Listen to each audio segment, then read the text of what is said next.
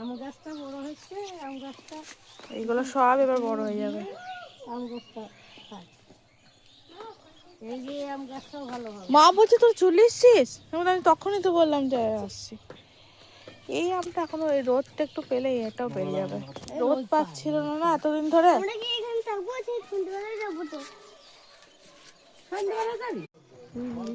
কটা হোস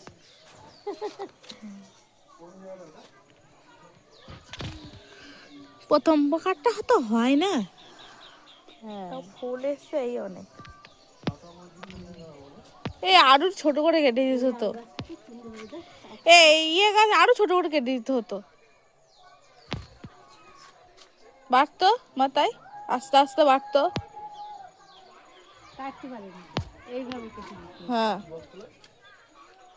এই দেখো এইখান থেকে কেটে দিতে হতো, এইখান থেকে গোছটা আরো মোটা হতো। এই আম গাছটা কি সুন্দর হবে, চারটি ডাল হবে এরকম এরকম হবে, কি সুন্দর চারটি। এই আম ফাম যেন কাটে না, না না বাবা, এইসব যেন জল কাটে না। দেয়।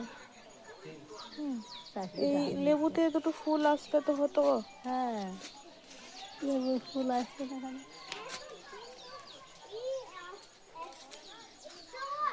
কি গো তোমরা যে বাড়ি করেছো, এই বাড়ির জন্য মন খারাপ করে না? তোমরা যে বাড়ি করলে তা সেই বাড়ির জন্য মন খারাপ কি করলা কলের সাথে? উপায় নাই। তাই তো বলেছে, করলাম সব করলাম, থাকতে পারলাম না, থাকতে পারলাম না।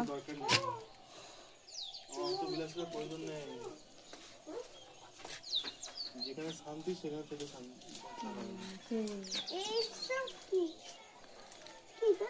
সব কিছু মাথা খাওয়াবি না। হ্যাঁ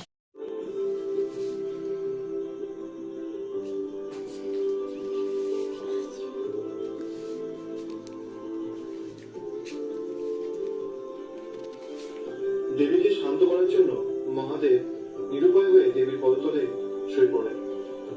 যখন মা কালী দেখলেন তার স্বামী শিবের বুকে তার পাপ রয়েছে, তখন তিনি লজ্জিত ও অনুতপ্ত হলেন এবং জিহ্বা বের করে দেওয়া।